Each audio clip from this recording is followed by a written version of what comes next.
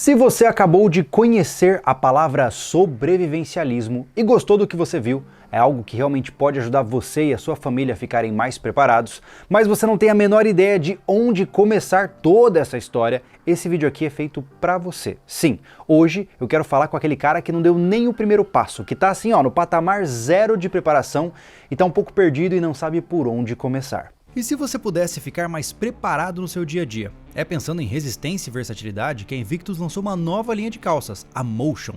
Essas novas calças juntam funcionalidade e resistência de uma calça tática com discrição e conforto das calças urbanas normais. Você vai poder passar desapercebido, mas vai manter o seu potencial de reação garantido. Com um tecido hipstop com tramas reforçadas e costura tripla nas áreas de maior atrito, as peças são muito resistentes a rasgos e furos, além, é claro, de possuir elastano na composição, o que vai permitir a mobilidade que você tanto precisa nas suas atividades diárias. Com 9 bolsos focados em funcionalidade, as calças Motion com certeza vão carregar de forma confortável os itens do seu EDC e muito mais. É o tático aplicado no dia a dia, garantindo que você mantenha-se sempre preparado. E aí, vamos conhecer um pouquinho mais sobre essa linha Motion lá no site da Invictus? Clica no primeiro link aqui da descrição, eu tenho certeza que você vai gostar. Olá sobrevivencialista, eu sou o Júlio Lobo, muito bem-vindo a mais um vídeo deste canal e hoje eu vou te dar aqui 10 passos de como começar as suas preparações. Entenda que quando a gente fala de sobrevivencialismo, esse assunto ele é muito complexo, muito amplo e eu poderia fazer prioridades diferentes aqui, listas gigantescas, então entenda que quando eu resumo as coisas, eu vou deixar algumas coisas de fora, mas pelo menos é um norte para você. Eu tenho aqui anotado na minha frente 10 passos para você ficar mais preparado. No entanto, esses passos estão em uma prioridade mais ou menos. O que eu quero dizer com isso? Eu só criei uma ordem de importância, mas ela vai ser aplicada na sua realidade de acordo com o que você puder. Então se você não pode, por exemplo, começar pelo passo 1 ou não tem como fazer o passo 4, pula ele e vai para o próximo. O importante é você partir para a ação. Nós sobrevivencialistas acreditamos que o auge desta civilização já passou e os momentos atuais demonstram que teremos tempos difíceis pela frente, tanto do ponto de vista como natureza, também do ponto de vista econômico e social. Então, se tempos difíceis vão vir, precisamos estar mais preparados. Se você já percebeu que você está vulnerável ao sistema, se você já percebeu que tudo que te mantém vivo hoje não depende de você e se essas coisas falharem você vai cair junto, está na hora de ficar mais preparado. Então, vamos começar pelos primeiros itens. Número 1, o seu EDC, ou melhor dizendo, o seu kit de porte diário. O EDC vem de Everyday Carry, que é em inglês a ideia de algo que você pode carregar consigo no seu bolso. No Brasil nós temos uma cultura de EDC bem grande, existem várias marcas e várias pessoas que cultivam essa comunidade de EDC. O EDC nada mais é do que ferramentas básicas que você pode carregar assim, com uma calça convencional, uma camiseta, um casaco, coisas simples. O seu EDC vai começar desde vestimentas mais apropriadas. Então, o primeiro passo para você ter um bom EDC é você ter um bom tênis, com boas meias, ter calças que sejam resistentes com vários bolsos, ter, por exemplo, casacos impermeáveis, casacos corta-vento, coisas que podem te ajudar a ter um pouco mais de resistência ao ambiente. Mas as pessoas falam mais de EDC no que tange as pequenas ferramentas que você pode carregar. Por exemplo, um bom canivete. Ter uma boa lâmina com você vai facilitar a sua vida em pequenas atividades. Eu não estou aqui falando que vai salvar a sua vida, mas ter uma lâmina pode ajudar você a cortar uma corda, abrir uma caixa, limpar a unha, seja lá o que for necessário. Desde o começo da humanidade, nós aprendemos a fazer ferramentas afiadas. Então, não é à toa que o ser humano ao longo de toda a história carregou consigo desde machados de pedra até espadas. Então, carregue com você um bom canivete. Pode ser um multitool, pode ser uma lâmina, pode ser qualquer tipo de lâmina que você gostar. Eu particularmente acho que a melhor ferramenta é aquela que você pode comprar e que você gosta de ter. Se você gosta de uma carambite, tem uma carambite. Se você gosta de um canivete, tem um canivete. O importante é ter uma lâmina. Um segundo item muito comum em um EDC é, por exemplo, a lanterna. Algumas pessoas gostam de usar a lanterna do celular, mas o celular tem muitas funções. E para mim, pelo menos eu pensando, acho um pouco de pecado você ficar gastando a bateria de um equipamento tão importante para ficar iluminando com aquele LEDzinho fraco. Então, ter uma lanterna dedicada pode ajudar você também a lidar com situações de escuridão. Imagina você em um complexo de apartamentos ou dentro de um shopping, de repente um blackout acontece, não tem luz, a lanterna pode te ajudar. Ou, quem sabe, um pneu furado em uma rodovia abandonada ou uma rodovia deserta com certeza vai exigir que você tenha fontes de luz, certo? O EDC geralmente é composto por coisas nesse sentido, então lâmina, lanterna, uma boa carteira e coisas menores que você pode carregar no seu corpo. Começando com esse kit básico, cara, já é um bom caminho andado.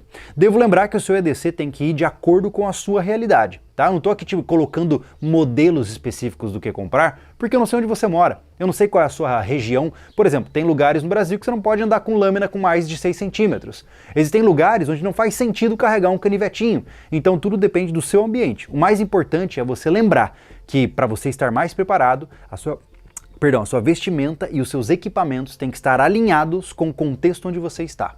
O nosso segundo ponto eu deveria ter colocado em primeiro, mas se eu não falasse de equipamentos legais no primeiro, você ia pular, porque muita gente não quer lidar com o fato de que algumas vezes coisas ruins acontecem. Então o segundo ponto é o seguinte: você já tem o seu EDC, já está se sentindo mais preparado? Agora procure por um curso de primeiros socorros. Entenda o seguinte, você aí que tem família, seja você filho ou você pai ou mãe, eu acho, sinceramente, me desculpe, eu acho uma grande irresponsabilidade você não ter conhecimentos básicos de primeiros socorros. Afinal, se você não souber desengasgar sua criança ou fazer compressões em uma pessoa que teve uma parada cardiorrespiratória, essa pessoa pode morrer por falta do seu conhecimento. Imagine quantas famílias perderam entes queridos por não terem habilidades básicas. E eu não estou aqui falando para você virar médico, ao menos o suficiente para você esperar o socorro chegar com mais eficiência. Então, busque, por exemplo, os bombeiros civis da sua cidade talvez tenham cursos ou até outras instituições, mas faça um curso de primeiros socorros. Eu sei que você não quer lidar com isso. Eu sei que muita gente não tem interesse nisso porque tem medo, mas a morte chega para todo mundo. Para alguns chega mais rápido porque não teve gente treinada do lado. Então, beleza, tá com a tua faquinha, tua lanterna, tá mais preparado? Agora vá e aprenda a resgatar vidas.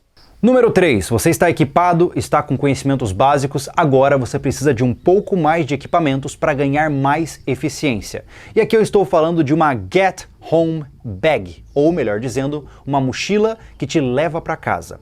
Geralmente no sobrevivencialismo o pessoal fala muito da Bug Out Bag. Essa mochila, a BOB, ela serve para 72 horas de suporte à vida. Então, por exemplo, uma enchente pegou tua casa, você tem que sair correndo e você não teve tempo de separar nada. Você pega essa mochila e sai correndo junto com a sua família, cada um tem uma mochila dessa, e essa mochila tem tudo o que você precisa para durar 72 horas no meio do mato, certo? No entanto, uma BOB é cara. E eu sei que nem todo mundo pode começar dessa forma. E se você não tem experiência em acampamento e coisas do tipo, você vai comprar porcaria e você vai se arrepender. Então, não pula direto para a BOB. Pula para a GHB, que é essa que eu vou falar agora, que é a mochila que te leva para casa, ou em inglês, Get Home Bag. Essa mochila tem o suficiente para te sustentar por 24 horas. E quando eu digo uma mochila de emergência, entenda que ela é sua mochila de uso cotidiano. Por exemplo, na minha mochila, que eu carrego de um lado para o outro, eu tenho uma cópia dos meus documentos, eu tenho algumas ferramentas básicas, eu tenho um pequeno kit de primeiros socorros, eu tenho várias coisas que podem me dar um pouco mais de versatilidade. Eu tenho uma muda de roupas, eu tenho um casaco impermeável. Então é aquela mochila que você pode utilizar, por exemplo, você está no seu trabalho, tua esposa ou teu marido te liga e fala assim, ó, alguma coisa aconteceu, vem voando para casa. Você chegou no seu carro, olha para a rua, só tem congestionamento em tudo quanto é lugar, você fala, caraca, vou ter que andar. Você vai pegar simplesmente andando e torcendo para dar certo? Não. Você abre a porta, pega a sua mochila, bota nas costas e você sabe que você vai chegar em casa porque você está equipado para isso. Então, construa uma boa mochila para carregar sempre com você. Número 4, agora estamos falando de mentalidade, ou no termo da moda, do mindset. Desenvolva um mindset de do it yourself. Nossa senhora, quanto inglês, né? Faça uma mentalidade, desenvolva uma mentalidade de fazer as coisas sozinho. Sabe o clássico faça você mesmo? Exatamente. Quando uma torneira quebrou na sua casa, qual é o seu primeiro pensamento? Chamar alguém para arrumar ou ir comprar uma torneira nova e arrumar aquela? Pois é aí que entra a grande diferença. Ou até, quem sabe, gambiarrar na torneira quebrada, né?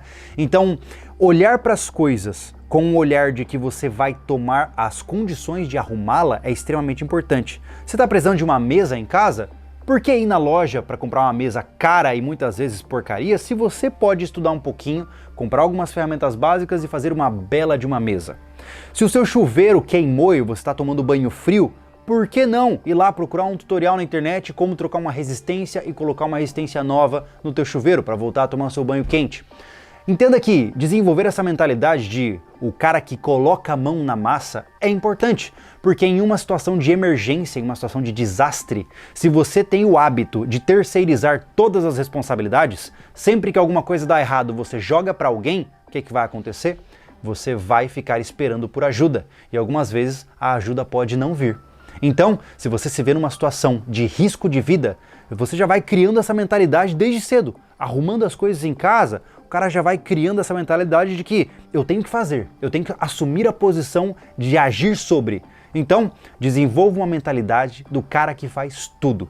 Isso é extremamente importante, porque, claro, você vai começar lentamente a construir uma pequena oficina, você vai aprender reparos domésticos básicos, você vai começar a dar um jeitinho de arrumar alguma coisa no teu carro que estava quebrada, e assim você vai economizar grana e, com certeza, numa situação de necessidade, você vai ter mais flexibilidade mental e mais habilidades acumuladas para sair daquela situação.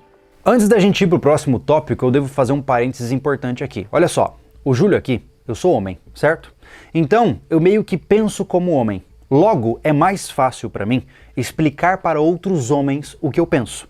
Isso significa que eu não quero que vocês mulheres nos acompanhem? Não, não significa isso.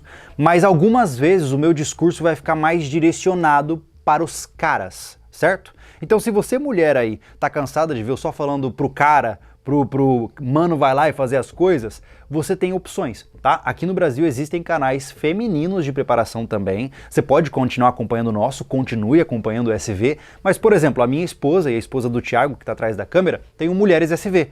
Lá são as nossas duas esposas trazendo a visão feminina e colocando o olhar feminino sobre a preparação, tá? Então, se você não se sente 100% abraçada por esses caras barbudos que aparecem aqui desse lado, fique à vontade para conferir esse canal que com certeza vai te ajudar muito também. Enfim, continuemos. Próximo tópico, número 5, um tópico infelizmente bastante polêmico no nosso país, que é a defesa. Veja, você precisa aprender a se virar se alguém quiser tirar sua vida, certo?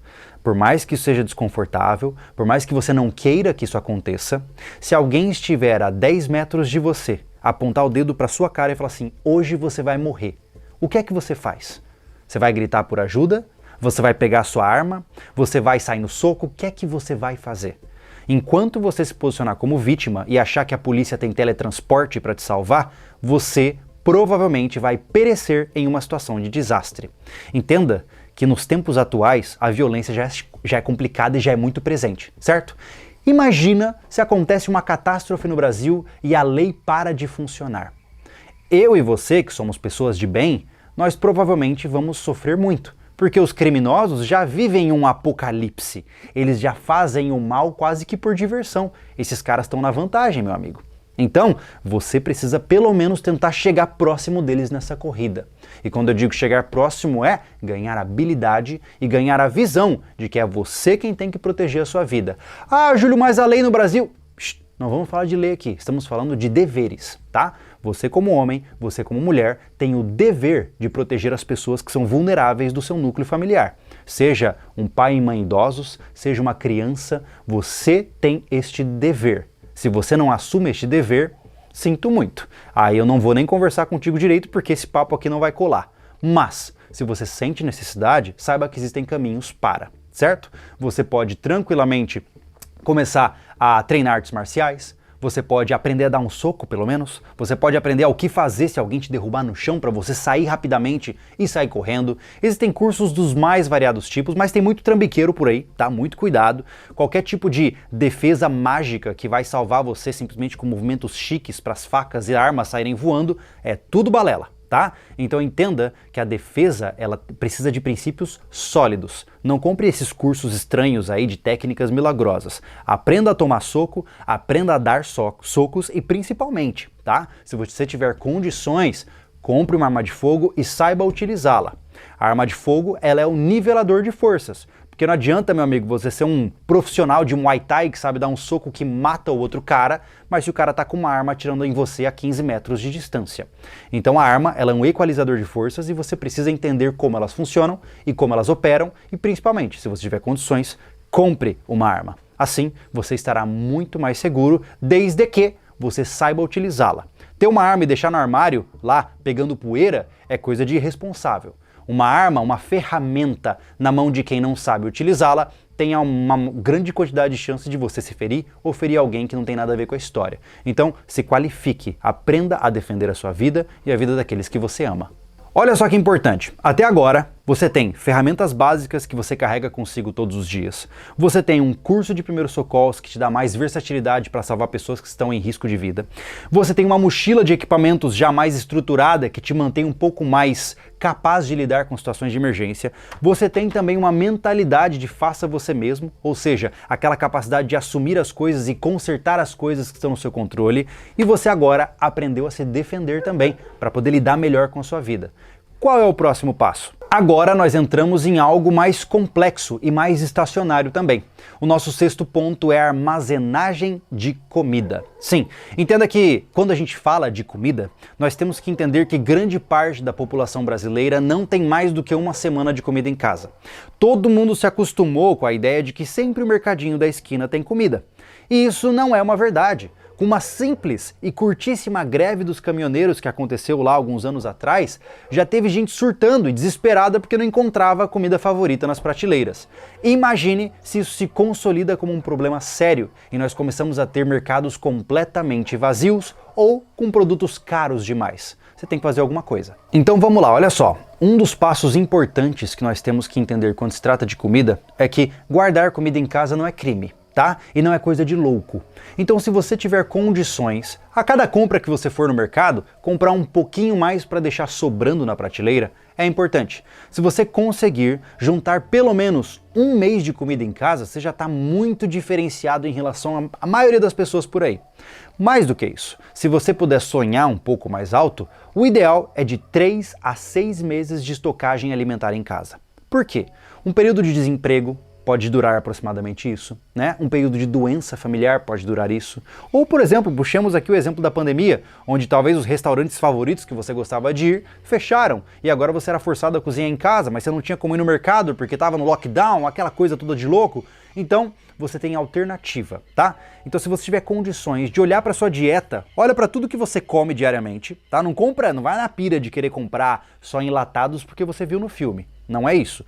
Olha para o que você come na sua casa. Ah, eu como muito ovo, eu como muito arroz, eu como macarrão. Pega isso e amplia a quantidade que você guarda nos seus armários. Se você quiser conhecer técnicas para preservação de carnes, nós temos aqui no canal, fique à vontade para conferir. Quer aprender a guardar grãos para durarem mais de 5 anos? Tem aqui no canal, clica aqui em cima também para você conferir, certo? Então, armazene comida, porque com certeza você não quer estar na situação onde você está com pouco dinheiro, ou o mercado está vazio e o seu filho está chorando de fome. Então, armazene comida. Eu não tenho como enfatizar isso mais do que eu estou enfatizando. Número 7. Agora vamos falar de uma realidade irreversível. Infelizmente, ou felizmente, nos tempos atuais, o que manda na sua qualidade de vida é quanto dinheiro você tem. É sabido que na história, quem mais perece em situações de desastre são os pobres. Então, quando a gente olha para a história, os pobres morrem mais em situações de desastre do que os ricos. Não estou dizendo aqui que simplesmente, larga tudo e vai ser rico. Se fosse simples assim, né, estava todo mundo fazendo. No entanto, não é bem por aí que eu estou querendo colocar o meu ponto aqui. Entenda que, mesmo com um orçamento limitado, mesmo quando a gente está com pouca grana, ou a gente tem um trabalho que paga pouco, ou nós moramos em um lugar muito humilde, seja lá quais forem as condições, sempre há espaço para você ganhar um pouquinho mais de dinheiro ou poupar um pouco de dinheiro para ter algum tipo de colchão financeiro. Quando eu falo de estratégia financeira aqui, que é o nosso 7º ponto, ou seja, seja estratégico financeiramente, eu estou falando desde, por exemplo, você larga a mão de fazer aquele churrasco todo final de semana para guardar uma grana, até, por exemplo, você pegar um hobby seu e tentar monetizá-lo. Ah, Júlio, eu gosto de fabricar banqueta de madeira. Faça as banquetas e venda essas banquetas. Ah, Júlio, eu sou bom em vender. Compra Coca-Cola no mercado e vai vender na praça. Ou seja, utilize os seus momentos mais vagos para você conseguir ganhar uma graninha a mais. Eu sei que é cansativo, eu sei que é difícil, talvez você ache que não vai conseguir, mas precisa ser feito. Tempos difíceis exigem medidas difíceis, certo? Mais do que isso, aprenda também a diversificar as suas finanças. Não coloque todos os seus ovos na mesma cesta. Se você hoje tem toda a sua renda dependente do seu único trabalho, cara, se você perder esse trabalho, você está ferrado. Então, busque maneiras de você, quem sabe, criar algum tipo de troquinho entrando por outro lugar, ou quem sabe, guardar o seu dinheiro de formas diferentes. Ah, Júlio, como é que eu guardo dinheiro? Cara, não sou consultor financeiro, mas o que eu posso te oferecer, cara, beleza, bota um pouquinho na poupança, pega um pouquinho em metais preciosos. Por exemplo, aqui você, inclusive, no nosso canal, tem uma marca que te apoia aí, que acompanha esses conteúdos, que é a Morgantes Metais, tá aqui na descrição, fica à vontade de você dar uma olhada lá, inclusive tem até cupom de desconto, pô, você pode comprar prata, pode comprar ouro, seja lá o que for, para você guardar o valor do seu dinheiro. Então, falar de dinheiro é necessário. Eu não estou aqui dizendo que você precisa ser rico, mas seja inteligente financeiramente com o que você tem. O nosso 8º ponto é um dos mais difíceis pelos relatos que eu recebo nos comentários, que é a criação de um clã. O que é esse clã, né? Será que a gente está falando de tribo? A gente virou índio agora, de repente? Não, olha só. No sobrevivencialismo, eu acredito que uma das mentalidades mais saudáveis é a gente entender que, por mais que a humanidade tenha evoluído, o nosso pensamento ele não é muito diferente da época das tribos, lá atrás, lá no tempo primitivo, certo? Então o que acontece? Nós temos o indivíduo, que é você, nós temos a família, que é o seu grupo mais próximo de pessoas que têm laço sanguíneo com você, e depois disso você tem um clã, que é a união de várias famílias, de 2, 3, 5 famílias que pensam de maneira igual e querem trabalhar em conjunto, certo? Então, do que se trata isso que eu tô falando? Cara, convença, pregue, profetize a palavra do sobrevivencialismo para as pessoas que estão à sua volta. Eu tô brincando aqui, mas é verdade. Se você não convencer, por exemplo, o seu marido ou a sua esposa de que preparação é algo importante e que vocês dois precisam estar engajados nessa proposta, o trabalho fica muito mais difícil, certo? Eu sei que não é fácil, mas tudo tem jeito nessa vida. Não adianta você chegar para tua esposa ou para o teu marido e falar assim, ó, a gente tem que estocar comida porque o mundo vai acabar. Se você fizer isso, a outra pessoa vai achar que você é um lunático. Então, vai com calma. Compre um pouquinho mais de comida, faça um treinamento legal. De repente, marque um dia para vocês dois irem num clube de tiro e conhecer como funciona atirar com uma arma de fogo. Coisas básicas, mas que vão lentamente rumando para o sobrevivencialismo. Você pode ir semeando a visão sobrevivencialista para as pessoas da sua família e para os seus amigos de uma maneira que seja mais saudável e mais lenta. Por que eu estou te dizendo isso? Porque geralmente, quando a gente olha para os períodos históricos de crise da humanidade, quem está sozinho morre, tá? Então, o lobo solitário é uma lenda, ele não existe. É muito pouco provável que você sozinho sobreviverá a situações de dificuldade e situações de desastre. É só olhar para a história da humanidade, que quem está sozinho morre mais rápido. Então, compreendendo isso, coloque esforço ativo em montar um grupo que está perto de você e que divide os mesmos ideais.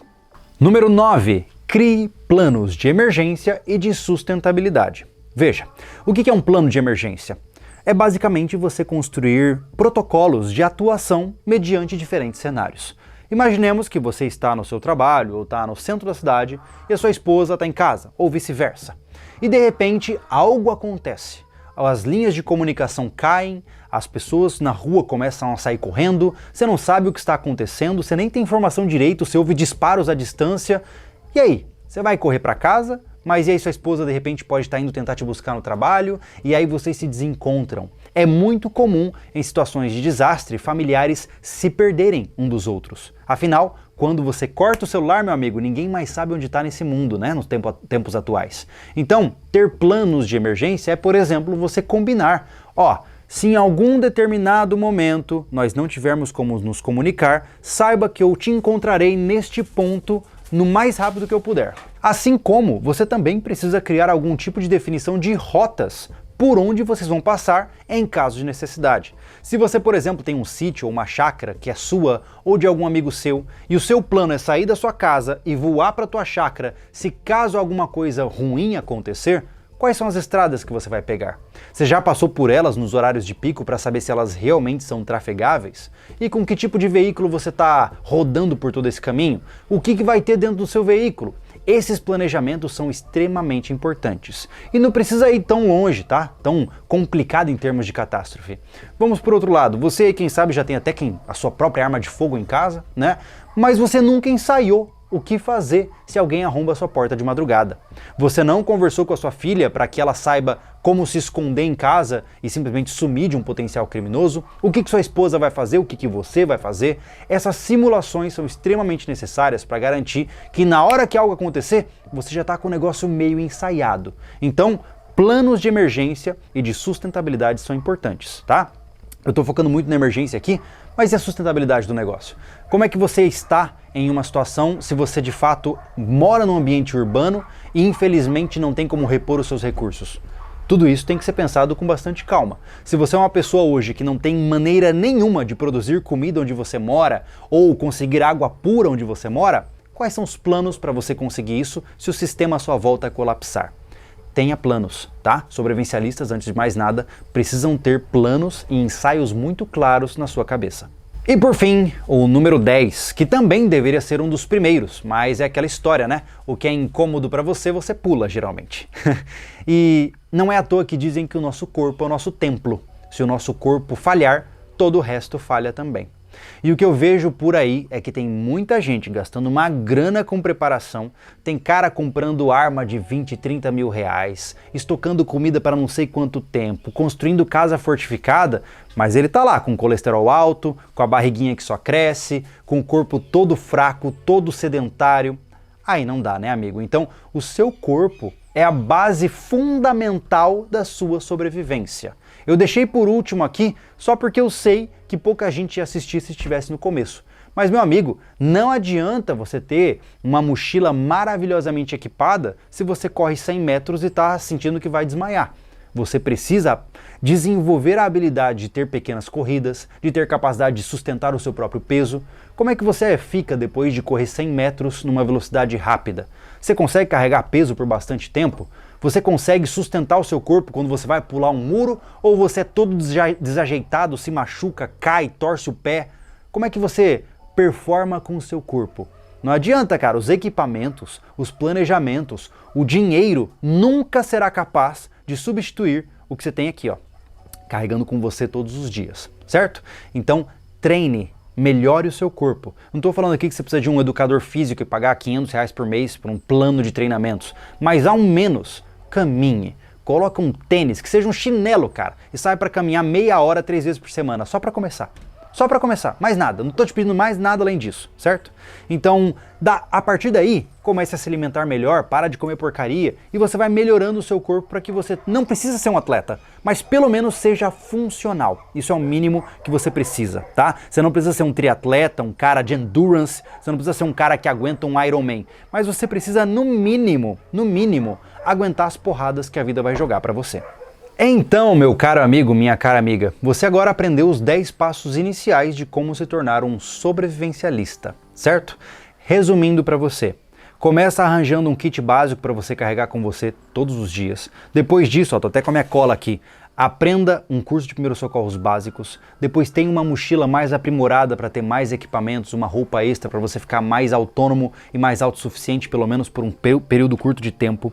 Depois disso, aprimore a sua mentalidade para começar a consertar as coisas por conta própria e não depender dos outros. A partir daí, aprenda a se defender, defenda a sua vida e a vida de quem você precisa, proteger. Depois disso, armazene comida para que você possa estar pronto para quando as prateleiras dos mercados ficarem vazias. A partir daí, melhore a sua capacidade financeira, ganhe mais, poupe mais, diversifique o que você tem. Depois disso, encontre pessoas que pensam como você, crie um clã estruturado para que juntos vocês possam ser mais fortes. A partir daí, desenvolva planos de contingência, de emergência e de sustentabilidade na sua família, para o seu clã, pontos de encontro, rotas de fuga, situações das mais variadas formas para vocês ensaiarem e não serem pegos de calça curta. E por fim, faça do seu corpo o exemplo. Faça do seu corpo um templo que pode ser admirado. Tenha um bom corpo, diminua as suas fragilidades físicas para você conseguir superar a natureza com um pouco mais de folga, certo? Perceba que aqui eu deixei muita coisa de fora. Tem muita coisa que eu não falei aqui, você aí nos comentários pode ficar à vontade para colocar outros pontos que você também julga ser essenciais, tá? Mas eu quis resumir no mais básico possível. Cara, não tem como ser mais claro do que isso, tá? O sobrevivencialismo ele é gigantesco, mas aqui eu fiz o mínimo do mínimo. Com isso aqui, meu amigo, você está à frente de 90%, tá? No mínimo.